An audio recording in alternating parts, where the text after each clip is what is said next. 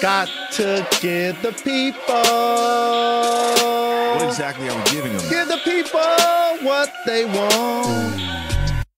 Bonjour à tous, c'est Ben, vous écoutez le premier numéro du podcast Dunk & Host. Très heureux de vous retrouver. Avant de vous présenter mes acolytes pour ce premier épisode, je tiens à vous remercier tous en mon nom et en celui de l'équipe pour les messages positifs qui ont suivi l'annonce de Dunk & Host. Merci beaucoup. Merci à ceux qui ont proposé des sujets mais qui n'ont pas été tirés au sort. Merci à tous vos messages positifs. Globalement, ça nous a fait plaisir. Pour m'accompagner aujourd'hui, il y a une voix que vous connaissez, c'est celle de Pierre. Ça va, Pierre ? Salut Ben, salut tout le monde, ça va.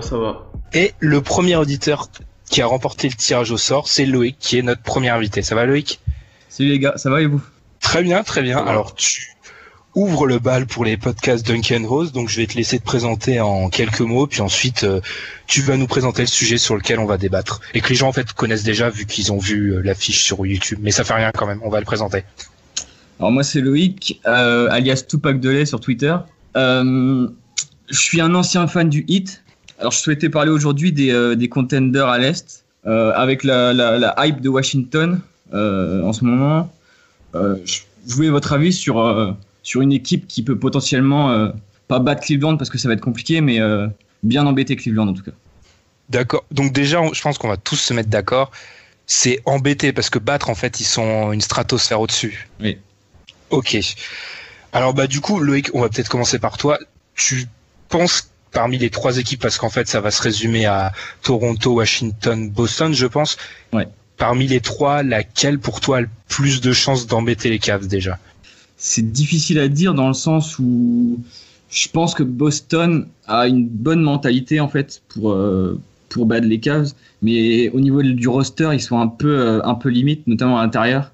Je trouve que Amir Johnson, Horford, c'est petit, c'est soft. Et en plus, Horford est atroce en ce moment. Je pense que Washington a de bonnes chances. Ok, donc Washington. Si tu devais choisir une équipe, ce serait Washington. Ouais. Du coup, on peut commencer sur Washington.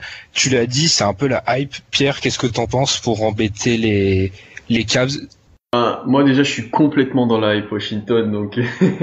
Mais après. Là où je les trouve très intéressants, c'est que le backcourt de Washington avec Wall et Bill peut poser beaucoup de problèmes aux Cavs, notamment défensivement. Donc ils vont être capables de scorer contre les Cavs, ce qui est pas une mince affaire. Et ils sont assez complets, on va dire, leurs 5 majeurs et 2-3 joueurs du banc, pour essayer de leur tenir tête.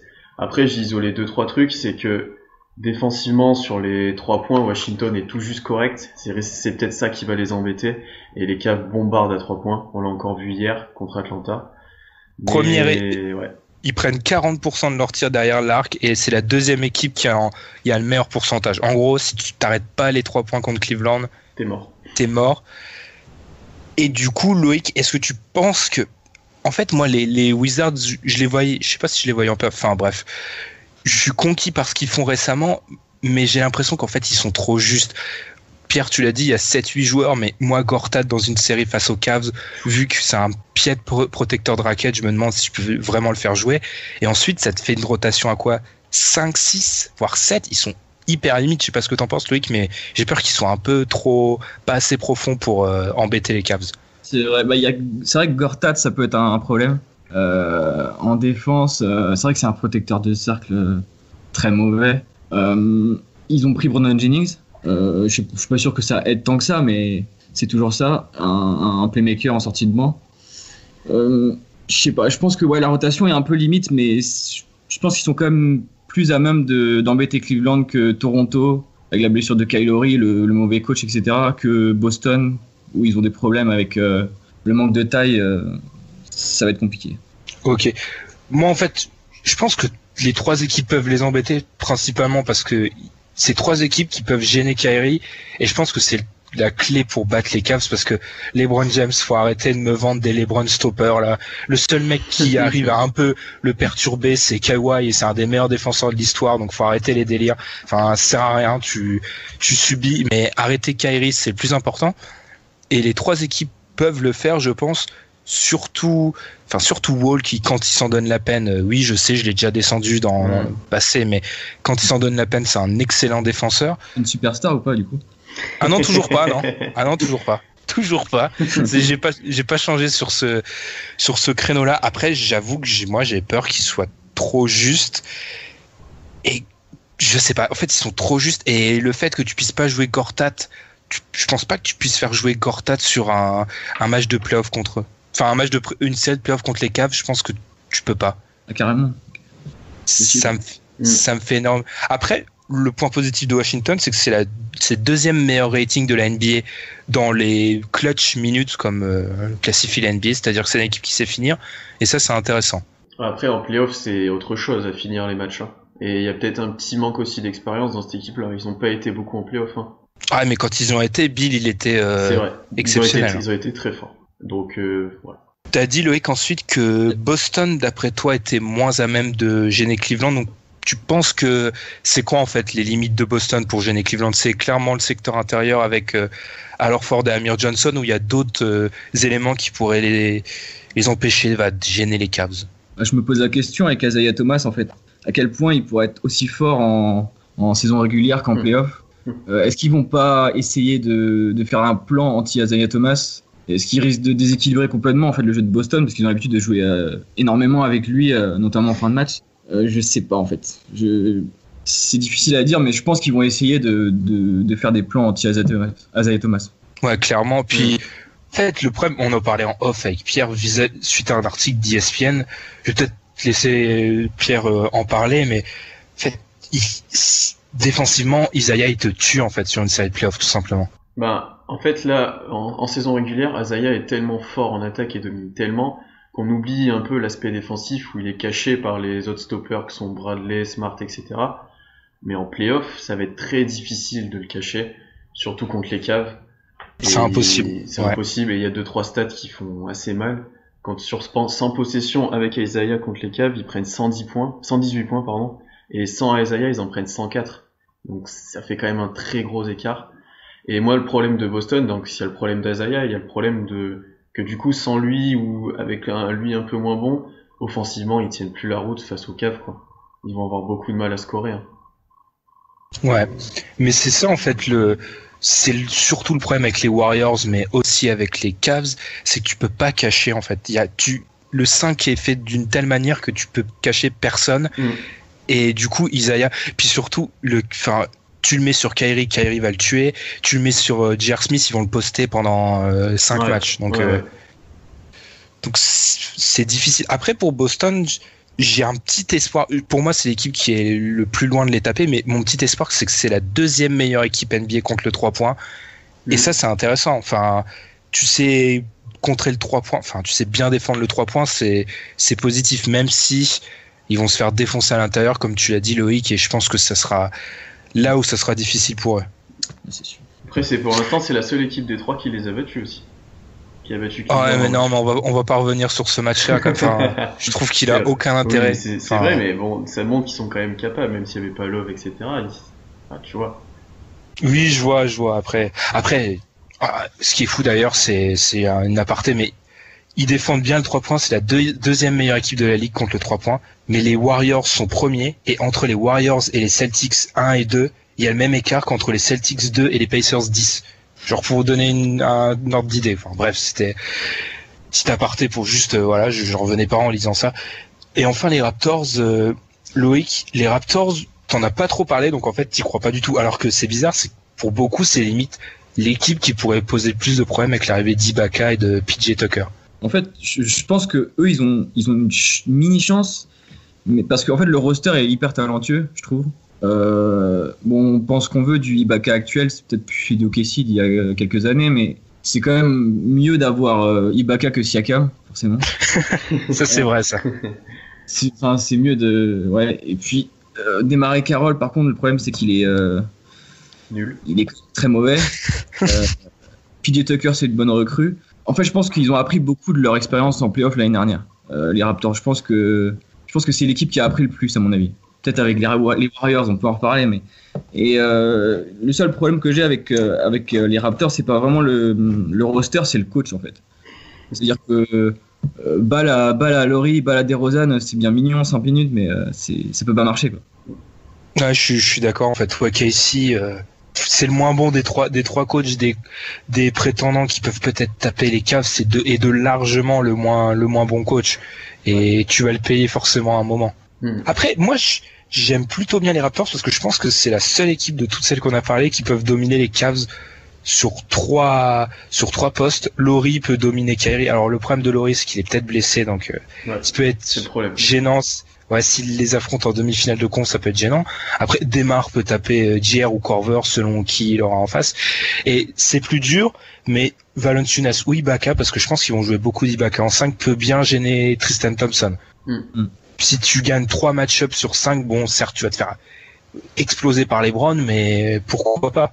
Pourquoi pas? Ouais. Après, avec le jeu de DeRozan, un extérieur qui a pas de shoot à 3 points en 2017, c'est un peu compliqué quand même.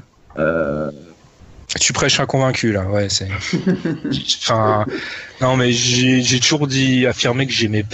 Enfin, son jeu est inefficace en fait, enfin inefficient même, comme on dirait dans un langage encore plus soutenu. Enfin, tu peux pas prendre que des shoots à mi-distance et espérer un moment. Bah, sauf au début de saison où il mettait tout, quoi. Ouais, et puis là, du coup, c'est compliqué en play-off. Il est très fort dans ce qu'il fait, mais le problème c'est que il a besoin de beaucoup ralentir le tempo aussi pour faire son isolation, son post-up, etc. Et je trouve que c'est vraiment un désavantage en play-off d'avoir sa première, deuxième option qui joue comme ça, quoi. Mais justement, Loïc, tu penses pas que c'est pas limite mieux de ralentir le tempo contre les Cavs, parce que si tu les amènes dans un match de scoring, il y a que les Rockets et les Warriors qui peuvent tenir. C'est possible, mais je pense qu'il y a quand même des séquences où il a tendance à ralentir le rythme. Kyrie fait ça souvent aussi. Il a tendance à attendre que la défense revienne pour crosser le gars qui est en face, etc. Et je trouve que DeRozan fait ça souvent. Il a tendance à être fixé sur son jeu et à moins suivre le jeu de l'équipe. Et je suis pas convaincu par DeRozan. Pierre, tu peux défendre DeRozan parce que là, ça va être. Moi, je suis totalement d'accord. Donc, bref, on reviendra pas sur ça, mais rien que sa signature cet été, pour moi, au bout d'un moment, ils se sont donné un plafond de verre en fait en le signant. Je pense que il a des limites claires. Après, c'est un excellent poste 2, mais ça peut pas être ta deuxième option ou ta première option bis si tu veux aller vraiment loin. Ou en l'occurrence taper les Cavs. Ouais, je suis moins bas que vous sur DeRozan. Après, il a encore rien prouvé vraiment en tant que superstar ou autre. Enfin voilà, moi, j'aimerais que ça soit Laurie l'option numéro 1. Mais après, oui, comme vous l'avez dit, le problème, c'est le style de jeu de Toronto, quoi. L'équipe s'en passe décisive, quoi. C'est en playoff, c'est compliqué, quoi. C'est vraiment compliqué. Et c'est ce qui va les limiter face aux Cavs. C'est-à-dire que, à jouer que du 1 contre 1, etc.,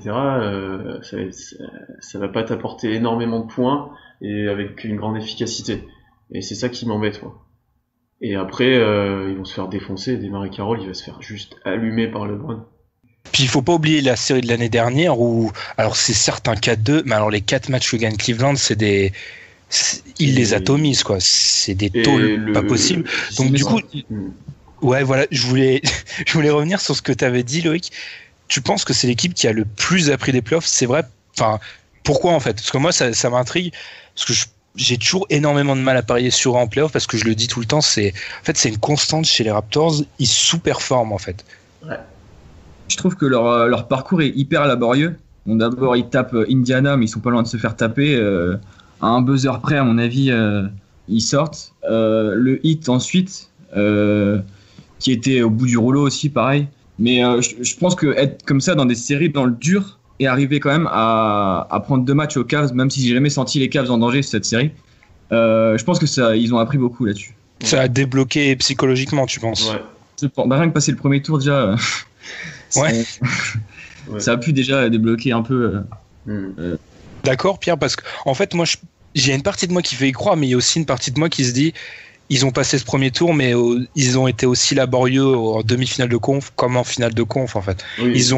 J'ai toujours du mal, en fait. Je sais pas, c'est bizarre, alors que c'est une équipe, enfin, c'est hyper solide, mais il manque ce petit truc à l'inverse des Wizards qui, eux, en playoff, mais alors ça date de quelques années, mais quand ils y allaient, ils étaient flamboyants, quoi. C'est impressionnant, ça. Bah en fait, par rapport, je suis assez d'accord avec Loïc, c'est que psychologiquement, ils ont peut-être passé un cap l'année dernière en passant des tours. Mais en fait, ils se sont rendus tout seuls les séries laborieuses. Hein. C'est parce qu'ils étaient pas bons. Hein. Parce que le Heat, ils doivent les tuer. Et Indiana, il y avait que Paul George à ce moment-là, un super Paul George, mais il y avait que lui, quoi. Et ils auraient dû passer plus facilement s'ils jouaient à leur niveau. Et c'est vrai qu'à chaque fois en playoff, on le sait. Pour l'instant, les Raptors, ils sous-performent. DeRozan et Laurie, ils sont moins efficaces. Les autres joueurs apportent beaucoup moins, etc. Donc c'est assez compliqué de penser qu'ils peuvent encore augmenter leur niveau pour aller titiller les Cavs, quoi. Ok, Loïc, du coup, cette question, tu te la poses, je pense que tu te l'es posée en fonction des playoffs. Est-ce que tu penses que l'avantage du terrain va avoir un rôle primordial? Parce que, en fait, concrètement, il y a une de ces trois équipes, Toronto, Washington ou Boston, qui va taper les Cavs dès les demi-finales de conf. Vraisemblablement, ça sera Toronto, vu qu'il n'y a pas DeRozan. Donc, du coup, pour les autres, Wizards, Boston, est-ce que tu penses qu'en fait, cette série-là... Enfin, j'arrive pas à traduire mon idée, mais moi, en fait, ce que je pense, c'est que le Wizards-Boston, c'est Boston pourrait passer, alors que Boston est l'équipe la moins à même de taper les Cavs. Est-ce que tu as le même sentiment, en fait? Parce que l'idée que je voulais amener, moi, c'est qu'en fait, selon moi, Boston, autant c'est l'équipe la moins bonne pour taper les Cavs, autant c'est la meilleure pour taper les Raptors et les Wizards. Niveau match-up, ils matchent très très bien contre les deux autres. Moi, je suis assez d'accord, mais déjà, jouer au TD Garden, déjà, c'est pas évident ça va pas être évident si c'est Washington en face. J'ai du mal à voir, en fait, une série entre Boston et Washington. Parce que, déjà, je pense que Thomas, il va souffrir en défense. Parce que, impossible de le cacher, du coup. Et, je sais pas, la raquette, les deux raquettes sont pas terribles, je trouve. Ah ouais, vraiment pas, ouais. Vraiment pas terrible. Je pense que le TD Garden, c'est un gros avantage, je pense. Ouais, je sais pas ce que t'en penses, Pierre, parce que moi, quand j'ai préparé mes notes, c'est ça qui m'a marqué, c'est qu'en fait, les Cavs, dans leur bonheur limite, ils pourraient retrouver potentiellement les Celtics en finale de conf, parce que surtout, et c'est un détail, mais les Wizards vont sûrement prendre un gros coup dans ce mois de mars, parce qu'ils ont le calendrier peut-être un des pires que j'ai jamais vu de ma vie. Enfin, ils ont un calendrier horrible, 18 matchs en mois de mars, un road trip où ils font Cleveland, Lakers, Clippers, Jazz, Warriors. Enfin, j'ai jamais vu un truc aussi dur de ma vie. Du coup, le second spot risque d'être du côté des Celtics, et du coup, on peut se demander, est-ce que les Wizards peuvent le faire? Ça va être compliqué, je pense, d'aller chercher les Celtics avec l'avantage du terrain en deuxième tour de playoff, là. Et je suis assez d'accord avec toi sur le fait que Boston, on les sent peut-être supérieurs à Toronto et Washington sur une série de playoffs, mais c'est les moins à même de taper les Cavs. Donc c'est cadeau pour les Cavs presque, mais je suis assez d'accord avec ça. Et ouais, je pense que Washington n'a peut-être pas encore les armes défensives pour arrêter Boston, et sur le banc, etc., ça va être compliqué pour eux. Surtout que Washington, c'est une piètre équipe à l'extérieur, donc si tu leur donnes pas, ils sont à 11-15 là actuellement, si tu leur donnes pas l'avantage du terrain, ça va être difficile. Après, Loïc, est-ce que c'est pas au niveau de jeu, mais au niveau du cachet, est-ce que Cleveland-Boston, c'est pas la plus intéressante au niveau c'est presque du marketing à ce niveau-là, mais LeBron au TD Garden, où il a laissé quelques cadavres récemment, est-ce que c'est pas ça qui aurait le plus de cachet? Si je pense déjà, je pense que s'il y a un Toronto-Cleveland en demi-finale de conf, Toronto sans l'avantage du terrain, ça va être un massacre parce qu'ils sont très mauvais à l'extérieur. Et ensuite, pour un Cleveland-Boston, ça pourrait être intéressant parce qu'il y aura du sang, quoi. Ça va jouer physique. Bon, on l'a vu sur le dernier match. Bon, c'est un match de saison régulière, mais même en saison régulière, ça jouait assez physique. Je trouve que Boston, c'est une équipe qui a du caractère. Jake Crowder, Isaiah Thomas, ils ont vraiment envie, même si le roster est limité, ils ont vraiment envie de taper les Cavs. Ils vont pas arriver en finale de conf en se disant bon, c'est bon, on est là, c'est fini. Donc je pense que ça peut être intéressant, mais Boston, c'est vraiment très limité. Contre Cleveland, ils n'auront aucune solution. C'est vrai. Même leur capacité à défendre le 3 points, ça t'inspire pas? Tu penses vraiment que si on a le droit à ça en finale de conf, c'est du 4-0 ou du 4-1? 4-1, moi je pense que c'est vraiment la raquette. En fait, le problème, c'est la raquette. Horford en 5, moi je peux pas. Je trouve que c'est trop petit, c'est trop soft. c'est trop compliqué. Tristan Thompson, il va se faire un plaisir de sanctionner ça tout de suite. Et à mon avis, ça sera un peu comme les Hawks ont vécu ces dernières années. C'est-à-dire qu'ils vont se faire démonter par Tristan Thompson et puis et ça va être compliqué, quoi. Parce que Boston, 29e au niveau des rebonds défensifs, 25e au niveau des rebonds offensifs. Quand tu affrontes un front de court avec Love, Tristan Thompson et LeBron qui sont tous à leur poste des rebondeurs au-dessus de la moyenne, c'est pas possible. Tu vas être en difficulté. Après, je pense que sur un malentendu, Boston peut en taper un ou deux en malmenant les Cavs sur leur adresse. Parce que les Cavs, quand même, 40%, ouais, je vais te laisser parler, Pierre, 40% de leurs tirs qui sont pris derrière l'arc, ça prouve bien qu'ils sont un peu dépendants, même beaucoup dépendants de leur adresse extérieure. Oui, non, mais ils prendront pas 4-0 Boston s'ils jouent les Cavs, mais ils en prendront peut-être un ou deux, mais ils arriveront pas vraiment à être au-dessus, quoi. Il y aura peut-être des matchs serrés, etc., mais ça sera toujours du côté de Cavs des Cavs que ça va pencher, à mon avis. Et c'est assez problématique. Et puis sur le rebond, là, si tu bloques pas le rebond sur les Cavs, tu redonnes des chances à chaque fois, ça va être très très très compliqué. Mais vraiment. Ah ouais, non, mais surtout face à une équipe qui, Boston prend énormément de tirs à 3 points, mais n'a pas un pourcentage de réussite fantastique. Donc du coup, si tu joues déjà une top 3 équipe NBA à 3 points en face de toi et que tu lui donnes des chances de scorer encore plus, tu fonces droit vers le mur, quoi, en TGV, c'est difficilement possible. Mais je vous trouve bizarrement négatif. En fait, j'ai été dur avec DeRozan, mais en fait, avec les Raptors, plus j'y pense, plus je me dis c'est peut-être eux qui ont le plus de chance quand même. Non, Loïc, toi, parce qu'on a vu l'année dernière en finale de conf, tout de suite ils prenaient l'eau, dès qu'ils jouaient à Cleveland, ils prenaient l'eau tout de suite en début de rencontre, c'était un massacre. Et ils arrivaient devant leur public à tenir, à gagner. Ils ont gagné 2 matchs quand même, mais j'y crois pas en fait à Toronto à l'extérieur. Parce qu'en fait, pour moi, clairement, si Toronto fait le même coup et en prend 2 chez eux, limite c'est une réussite. Enfin, une équipe qui prend 2 matchs aux Cavs à l'Est, c'est une réussite. Je sais pas ce que t'en penses, Loïc, mais pour moi, limite c'est énorme. Enfin, déjà une équipe qui en prend 2 aux Cavs, c'est énorme. Ouais, clairement. Après, je pense que l'apport d'Ibaka peut être intéressant. C'est quelqu'un de mobile qui pourra aller contester Love physiquement. Il a une grande envergure. Même PJ Tucker, je pense qu'un energizer défensif qui sort du banc, ça peut que leur faire du bien, parce que des fois ils sont un peu endormis en défense. Et c'est une équipe intéressante dans le sens où ils ont un roster talentueux, mais moi c'est vraiment le coach, quoi. Et tu serais pas tenté de faire jouer plus Ibaka en 5 parce que ça pourrait être la solution à tout, parce que Valanciunas, c'est un peu le même cas que Gortat pour moi, c'est des mecs qui sont tu peux difficilement les faire jouer contre les Cavs longtemps parce que tu t'imposes des problèmes. Si, ça peut être intéressant, une line-up avec Ibaka en 5, mais je pense que si jamais Dwayne Casey veut un jour utiliser Valanciunas, il peut quand même, je pense, sanctionner Tristan Thompson en fait.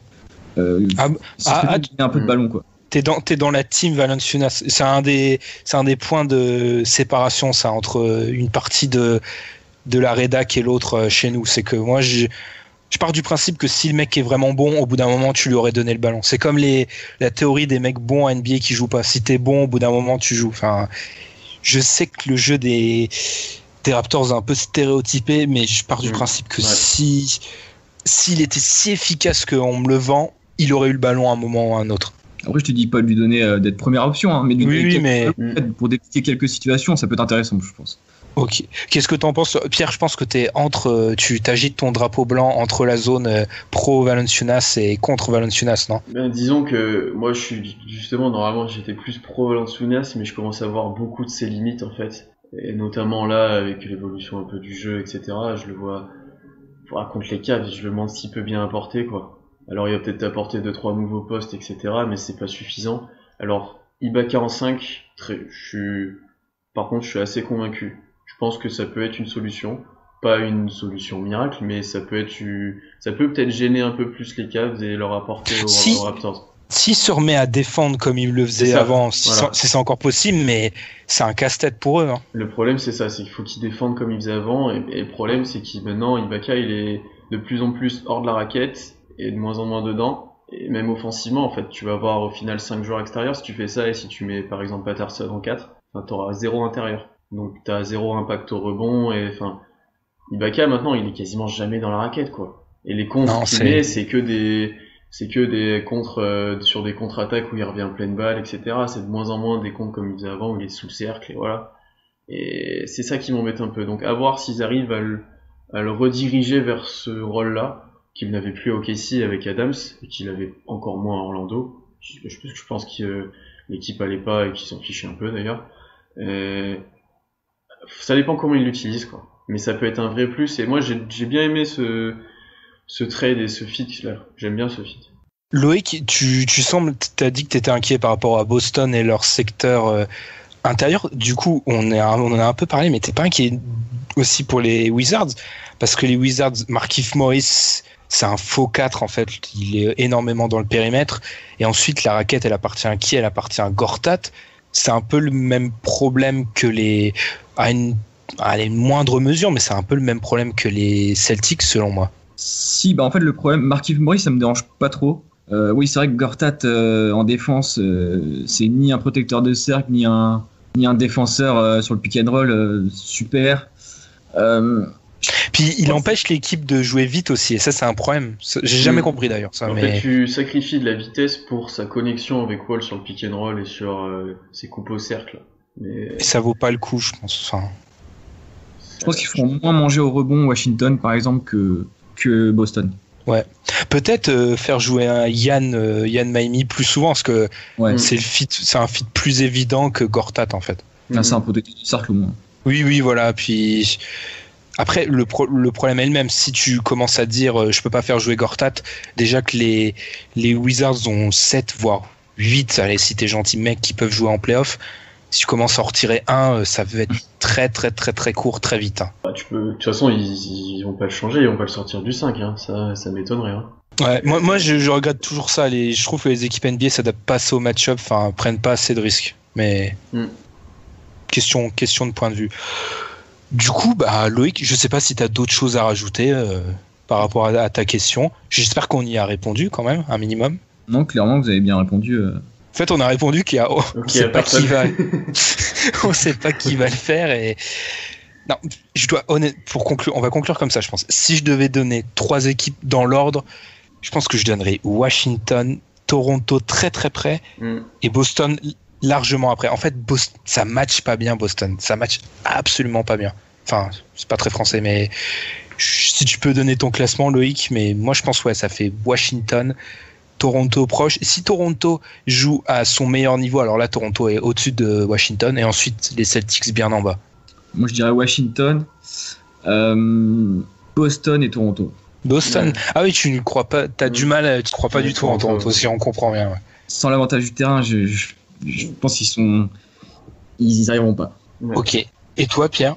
Je suis assez proche de toi, je pense. Washington et Toronto au-dessus et Boston en dessous. Et après, il y a un truc qu'on peut pas prendre en compte, c'est le facteur blessure, quoi. Ouais, ça. Là, pour l'instant, entre Laurie, Love, un Bradley Beal, ça peut péter à tout moment. Enfin, c'est assez compliqué de pronostiquer là-dessus, quoi.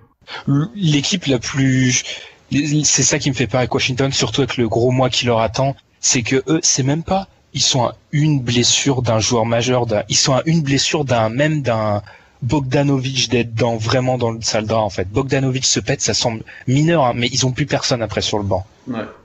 Et après, si les Cavs sont sans Love, par exemple, ils sont beaucoup plus prenables, par contre, je trouve. Ils sont plus prenables, mais ils sont toujours une stratosphère au-dessus. Je pense que c'est ça qui est terrible, mais.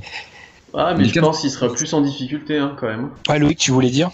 Les Cavs ont quand même pas mal de joueurs injury prone aussi, parce qu'ils ont quand même pris Deron Williams, Bogut, Love, même Kyrie, il l'a été avant. On ne sait jamais avec. C'est possible qu'ils en perdent quelques-uns des joueurs aussi. Enfin, de toute façon, tant qu'ils ont...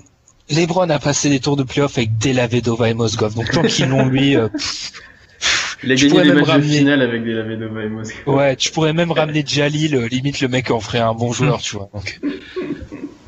Non, mais je m'inquiète pas. Après, c'est vrai que cet élément-là des Cavs qui ont beaucoup de joueurs blessés, ça pourrait les amener à peut-être ouvrir plus leur banque à l'accoutumée en playoff, pour économiser les mecs, et peut-être que là ils seront peut-être prenables sur 1 ou 2 matchs peut-être. Ouais, puis quand tu vois le banc, de toute façon, maintenant là, ça devient, c'est n'importe quoi le banc, sérieux quoi. Je pense que le banc des Cavs est meilleur que le 5 majeur de certaines équipes à l'Est, quoi. Oh, je sais pas, je pense que Deron Williams, si on l'a coupé, il y a une raison, tu vois. Ouais, mais... Bogut, il a pas joué pendant 2 mois presque. Pour moi, Bogut, il est complètement cuit. Bogut, moi, je me demande s'il va jouer et s'il va apporter, hein. C'est pas... Ouais, moi, je suis d'accord avec Loïc, je pense que je le vois... Ouais, il est cuit, quoi. Enfin, il est complètement cramé. Après, c'est sûr que ça reste des bons. En fait, c'est les noms, c'est clinquant, quoi. Donc, moi, je voyais les gens sur Twitter qui disaient les Cavs, la NBA, l'arrivée de Deron Williams et Bogut, on a l'impression que les gens ils sont retournés 5 ans en arrière. La NBA encore plus, 2 équipes concentrent les talents. Non, mais les mecs, c'est Bogut cramé et Williams cramé. Donc, je suis d'accord. C'est pas le mec qui cassait des têtes à Utah, quoi. Enfin, voilà. Bah voilà, du coup, Loïc. Je pense que nous, on a essayé de répondre à ta question, et puis j'espère que ça s'est bien passé, du coup, cette première pour toi. Ouais, très bien. Très bien. Voilà. Du coup, nous, on est très heureux de vous avoir présenté ce Dunk and Roast. N'hésitez pas à partager, parce qu'en fait, on vous a demandé de vous abonner sur YouTube, mais vu que, on n'a pas autant d'abonnés sur YouTube que sur SoundCloud actuellement ou iTunes, donc n'hésitez vraiment pas à partager ce premier épisode. Voilà, puis faites le boulot sur Twitter ou Facebook comme d'habitude. Pour ceux qui je voulais parler de ça aussi. Pour ceux qui nous ont proposé vos sujets, en fait, ce qu'on va faire, c'est, je pense, si vous voulez garder le même sujet, vous nous le dites sur Twitter et Facebook et on garde votre sujet tel quel. Ou si vous voulez en parler d'un autre, vous pouvez nous relancer.